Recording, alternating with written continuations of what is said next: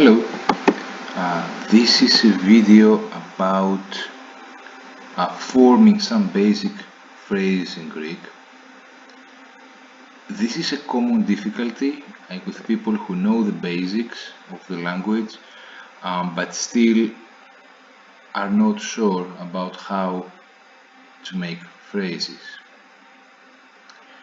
The major difficulty here is usually choosing the right case for the nouns or adjectives that go with the verb of the phrase. Okay, I think most people, most students have little difficulty understanding that the subject goes in the nominative, but the difficulty is more what you do with the object or the predicate.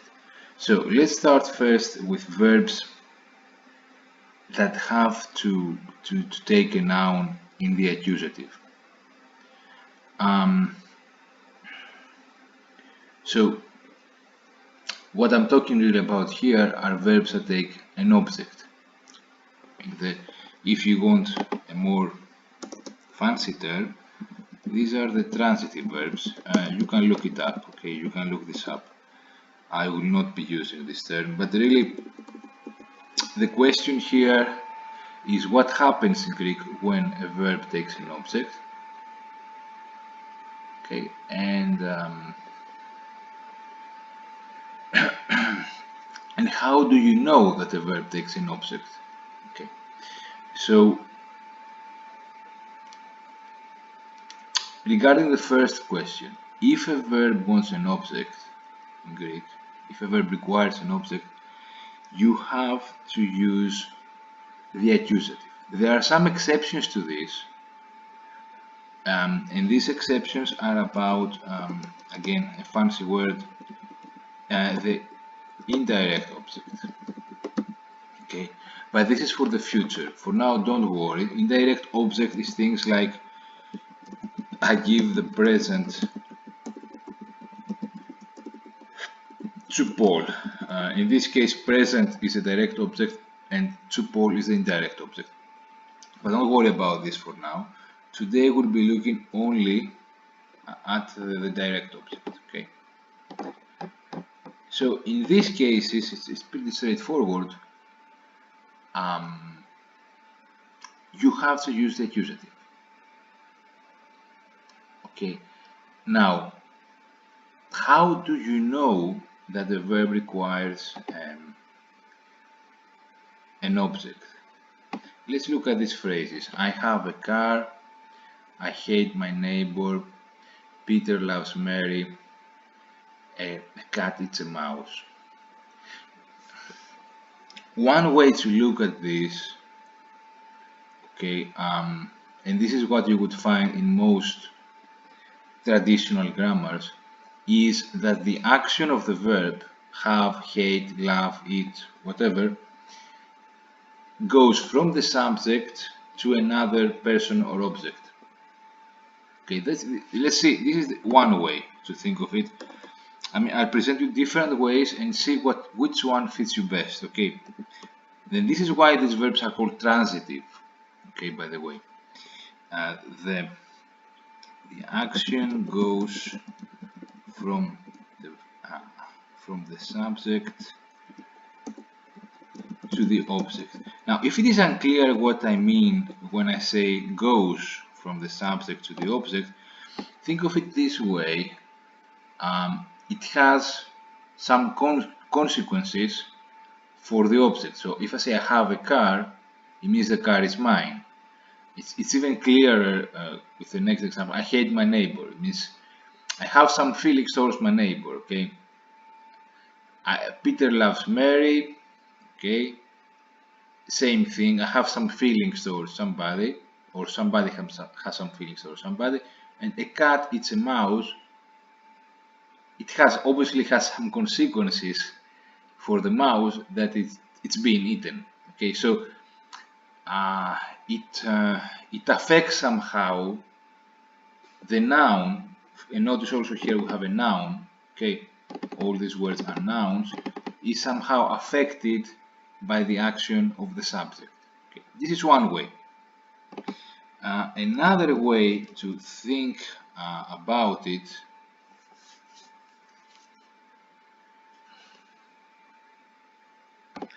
is that this phrase, in these phrases, if you replace, first of all, you can replace these words with a personal pronoun. First of all, you can replace them. So the word I have a car, I can say I have it. I hate my neighbor, I hate him or her. Okay. Peter loves her, and a cat eats it. Okay. So in all these cases, I can replace them with a personal pronoun. Okay. So let me write this. And notice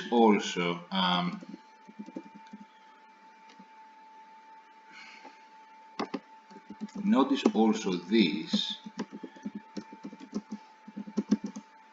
that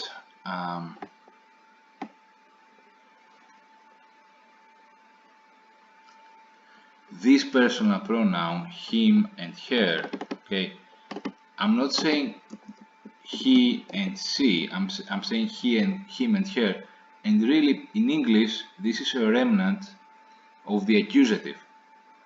Okay, so notice this. If this helps you at all, you can start thinking about the accusative, and this is again a case of an object in the accusative in terms of how you use it in English, like I dislike him, I have read it, I have done it.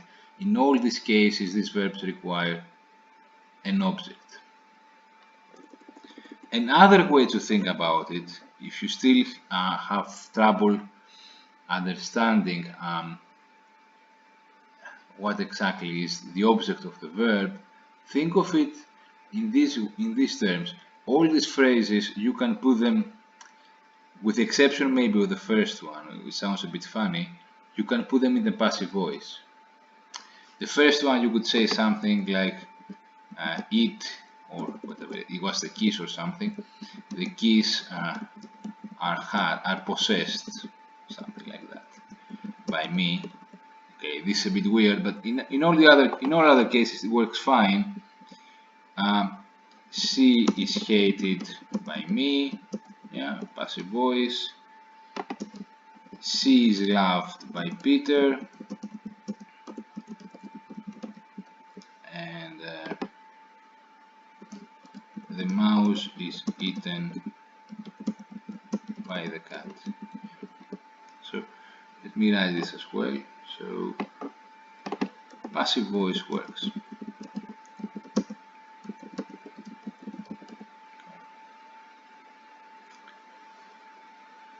Okay, now once, or rather, let's finish. Okay, this is done now about how to recognize that a verb needs an object.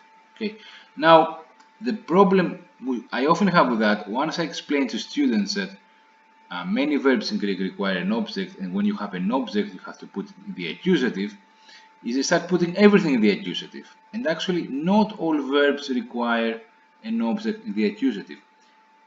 Many verbs require a predicate, not an object. What is this? A predicate is usually a word that gives a quality to the subject.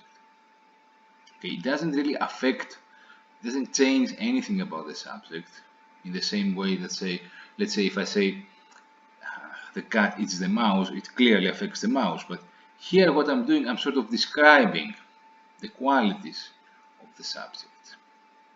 Look at this phrase, Alex is tall, John looks tired. So in these phrases, I'm giving them qualities. And also notice the verbs that I'm using.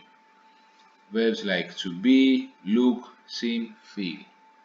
Yeah. In these cases, we don't have an object. What we have is a predicate. Yeah?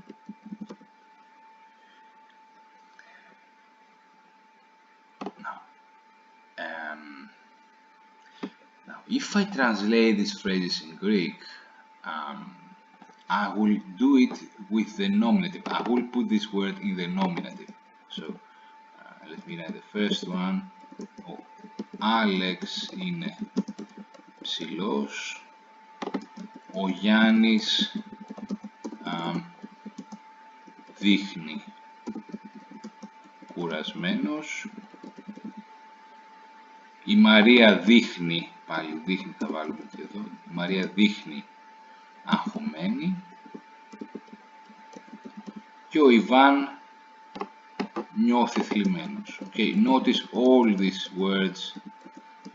Okay, θλιμμένος, αγχωμένη, κουρασμένος, ψηλός, αν είναι the nominative. What would be the mistake here, and students often do this, to say ψηλό instead of ψηλός, or κουρασμένο, okay, without the S. You need the S here. Αγχωμένη would be the same because feminine are the same. Feminine words are the same in nominative and accusative. But here again, some people might remove the S because they think this is an object. It's not an object. Now, how do you recognize the predicate? Okay, one straightforward way, from the verb. These verbs have similar meanings, like to look, to feel, to be. Yeah, they have similar meanings. Second, these words that we have here, θλιμμένος, αγχωμένη, etc., are either adjectives or professions. Okay. There might be some more things, but in most cases they are adjectives or professions. Okay. So things like Mario is Italian, Juan is Spanish, Mary is beautiful. I'm just giving a quality to the subject. And then the third thing that I hope can help you here is that the things we have here don't really work.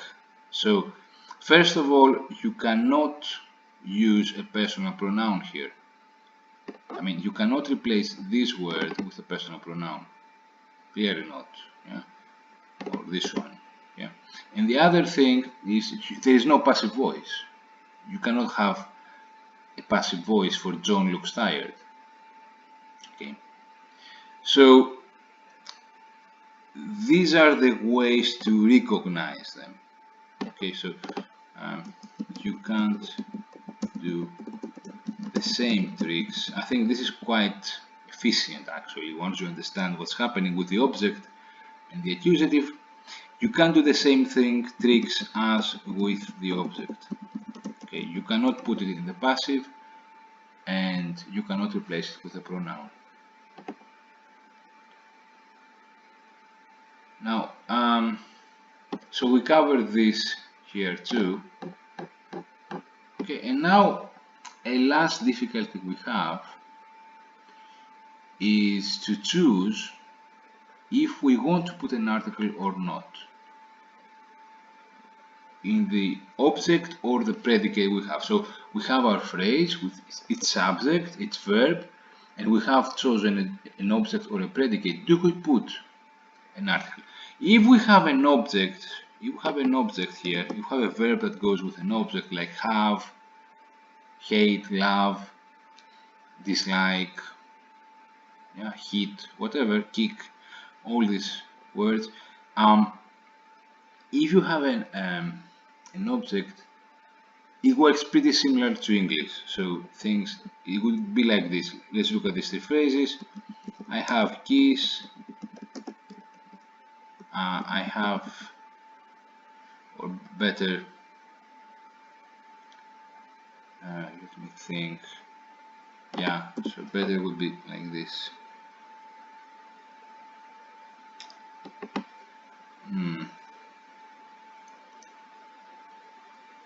Yeah, I have keys and I have the keys. Okay, so if you understand the difference between these two in English, you would understand how it works in Greek as well. So in Greek, I say έχω κλειδιά if it means, you know, I can open the door, and I have the keys, έχω τα κλειδιά, if if you are looking for them, if you lost your keys and you are looking for them.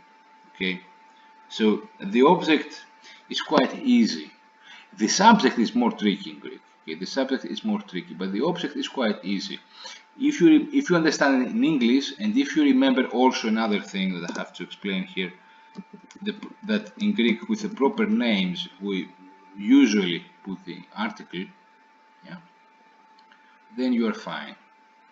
However, it's a bit different with the predicate. Okay, if you have a predicate, so the word goes in the nominative, Greek follows the same pattern as English.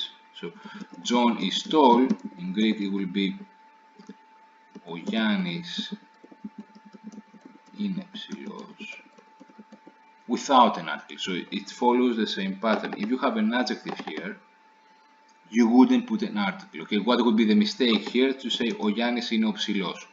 This actually has a meaning, but it's not the same as the previous phrase. Yeah, it doesn't mean John is tall. It means something like John is the tall guy that maybe we're looking for or something. Yeah. However, there is one important category, one important group of words with which in Greek we don't use any article, and in English you do, and this is professions. So in English you say things like John is a teacher. In Greek you don't put any article here. You would say simply ο Γιάννης είναι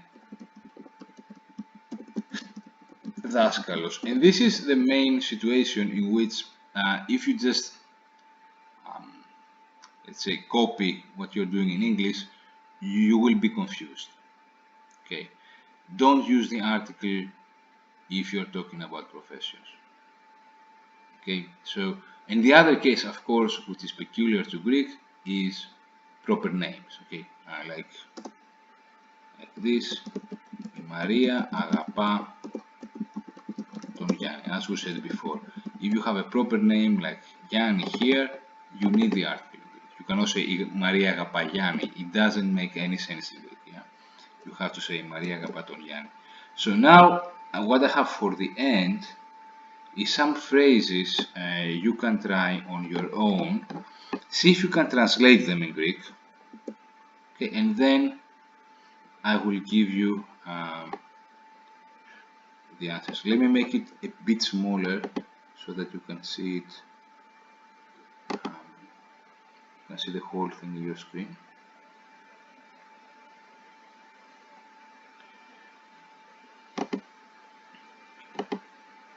Yes.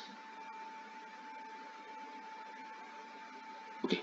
Now for the answers to this.